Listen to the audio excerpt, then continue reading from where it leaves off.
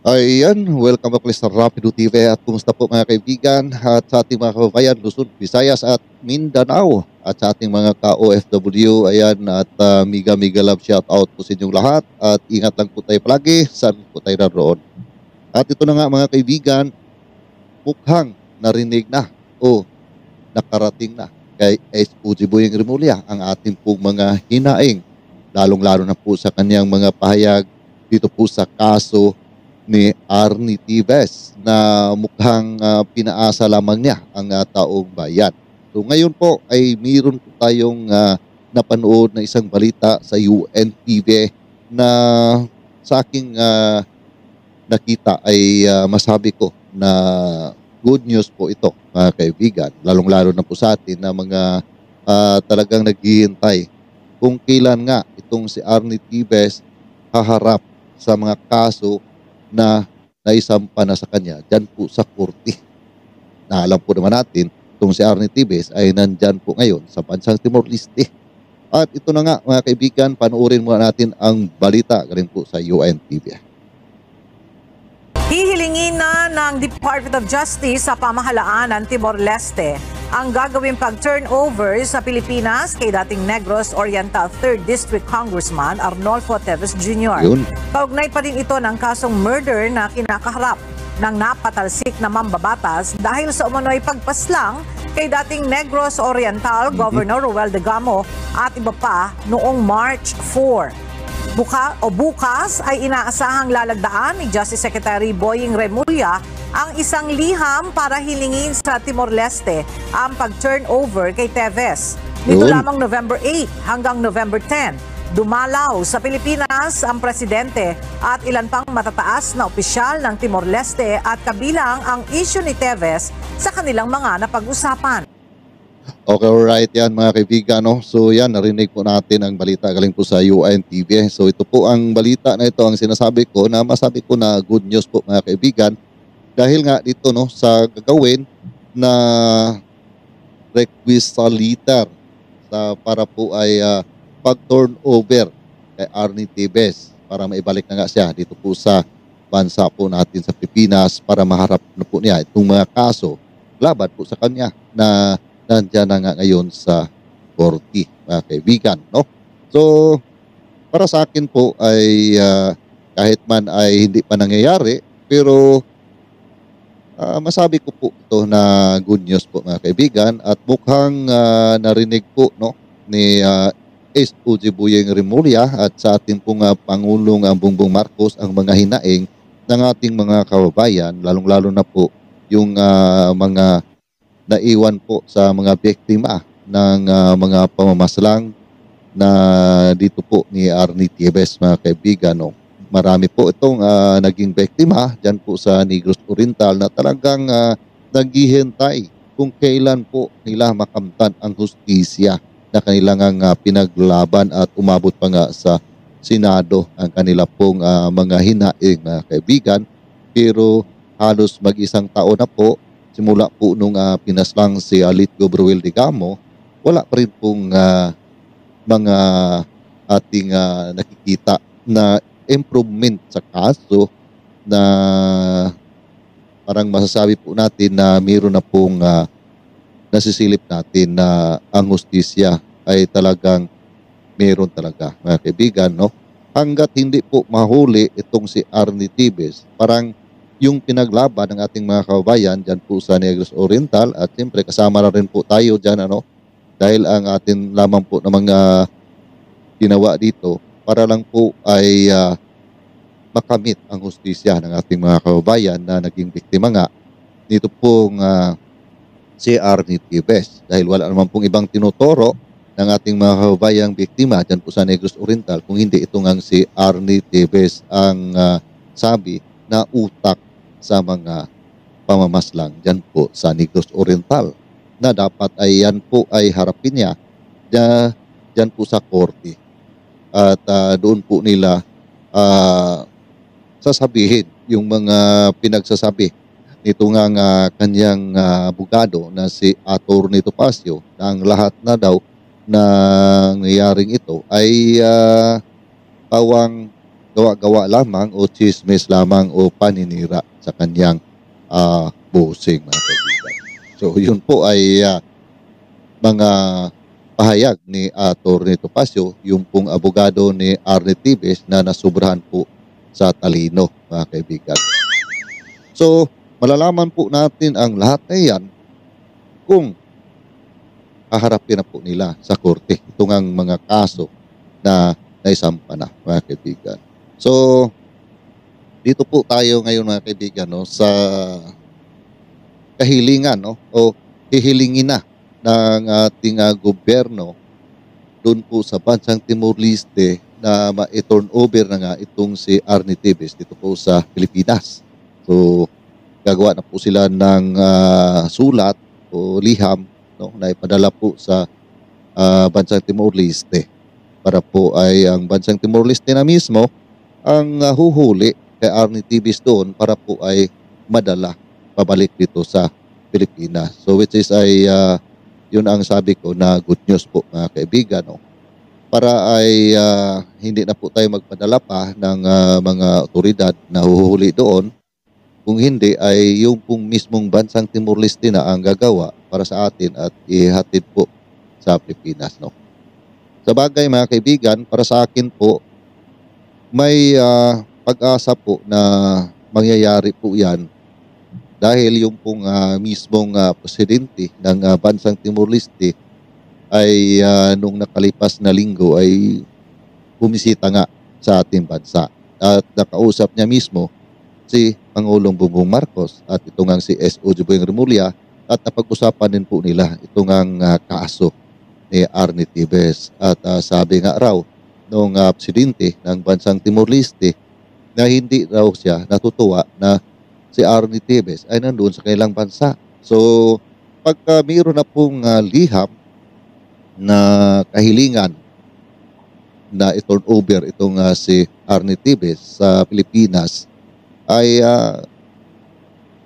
malaki po ang tsansa na gagawin po ng bansang Timor-Leste ang kahilingan ng ating bansa, mga kaibigan.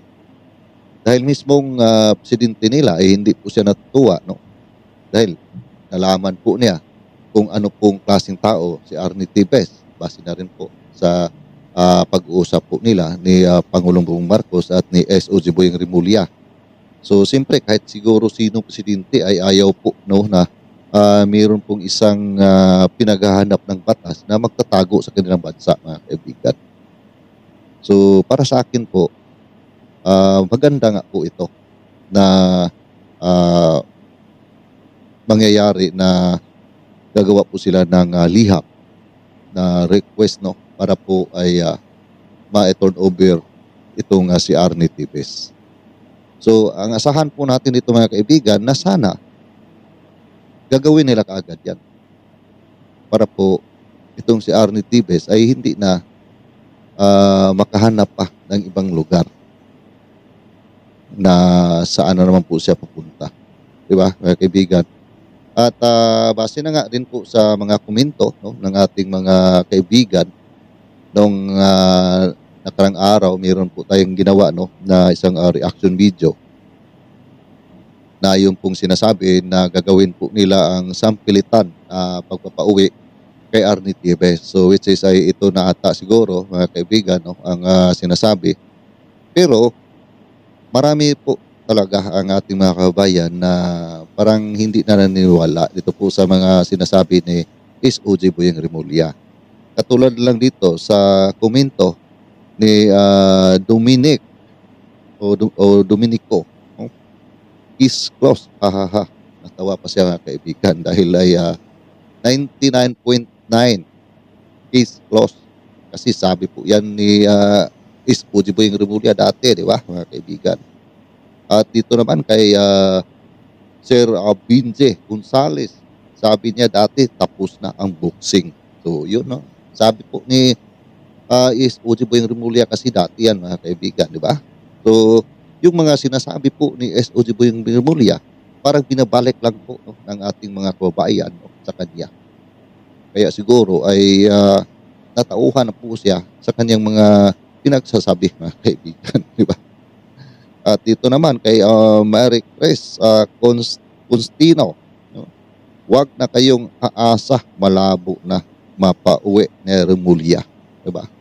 Marami po talaga mga kaibigan, no, ang mga talagang nadismaya po dahil sa mga pahayag din ni SOG Boyeng Remulla na wala naman po tayong nakikita na mayroon pong nangyayari, no, di ba? So, ayan, at si Sir Feliciano Umay, no? Sir, di na uuwi yan. Anong magpakulong siya? Wag na. So, ayan, kaibigan. Talagang kung si RD Tibes lamang, no, talagang hindi po yan uuwi, mga kaibigan.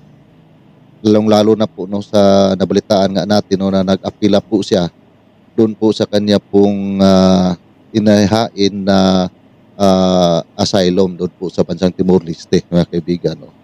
Talagang hindi na po yan uuwi, lalong-lalo na po sa mga balita na mayroon na po siyang negosyo yan po sa bansang Timor-Leste, di ba? Pero kailangan po nagagawin ng ating gobyerno na pauwiin siya para masagot po itong mga kaso laban sa kanya, di ba? So yun po ang talagang gagawin, no. Kasi pagka si Arnie Tibes ang hihintayin, talagang wala po yan, no. Kaya yan po. Ito pa mga kaibigan, no, si Wayne Enriquez. Katagal ba yan madakip, di ba? Talagang makikita po natin sa mga komento na marami na talaga ang parang hindi na naniniwala tungkol sa mga sinasabi SOG Boyeng Remulla. Kaya dito po sa ngayon mga kaibigan, no, sana po ay meron na pong mangyayari.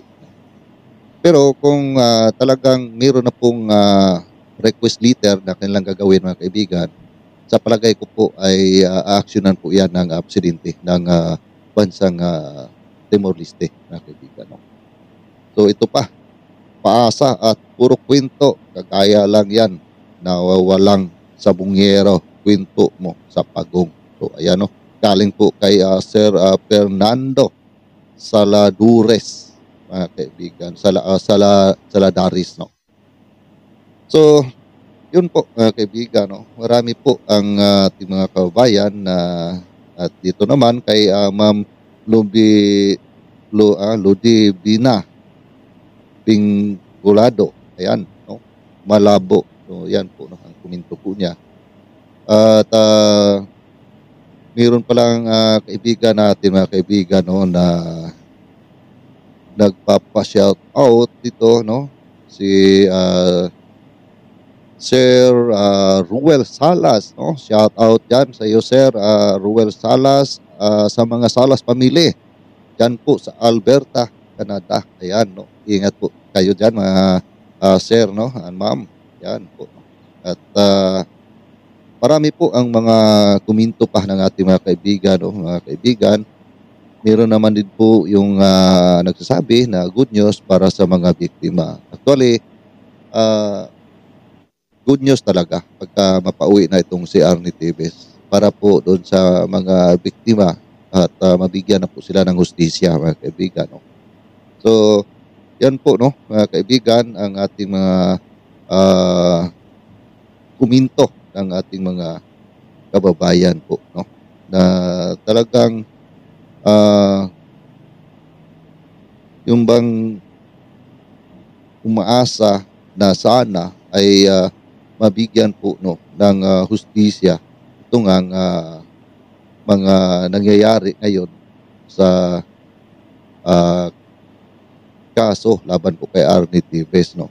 So pero yun na nga mga kaibigan, masaklap po, no, na hanggang ngayon halos mag-isang taon na po ay wala po tayong naririnig. So ayan, at shout out din pala kay Ma'am Sorsan 786. Ayan, no. Ingat po tayo dyan, ma'am. At kay Ma'am Rosana TV Vlog at kay Andy's Vlog Official at kay Ma'am Claire's Channel. Ayan. Maraming salamat po sa inyong lahat, no, mga kaibigan, sa inyo pong pagsuporta sa atin pong mga ginagawa po na reaction video. At kay Lods sa Ronnie TV mo. Ayan, shout out po sa iyo, Lods. At kay Toyota Lancer. No? Ayan, mega love shout out po sa lahat. No? At magandang gabi po sa inyong lahat mga kaibigan. At yun na nga, no? Sana po, no? Ang gagawin po ng ating gobyerno ngayon na request letter ay hanggat maaga po ay gagawin na po nila mga kaibigan. Actually ay sabi nga bukas ay lalagdaan na raw ni SOG Boyeng Remulla ang nasabi pong sulat, no, na request letter doon po sa pagpa-turn over kay Arnie Tibes. So yun po ang ating pong asahan mga kaibigan. Pagka wala pong mangyayari dito ay babalikan po natin itong si SOG Boyeng Remulla. So ayan po mga kaibigan, kung ano po inyong mga komento dito po sa ating pong tinatalakay, paki-comment na lang po dyan po sa ating comment section. At babasahin ko po ang lahat na iyan mga kaibigan. At ako po muli ay magpapasalamat, no, sa inyong patuloy na pagsuporta, pagsubaybay sa aking mga ginagawa po ng mga reaction video. At sa mga nakagusto po dyan sa video na ito, maaari po ay paki-like na rin po mga kaibigan at paki-share na rin. At maraming salamat muli. Hanggang dito lang po muna tayo at see you po sa next video ko. God bless all of us. Mag-iingat lang palagi. Saan po tayo naroon.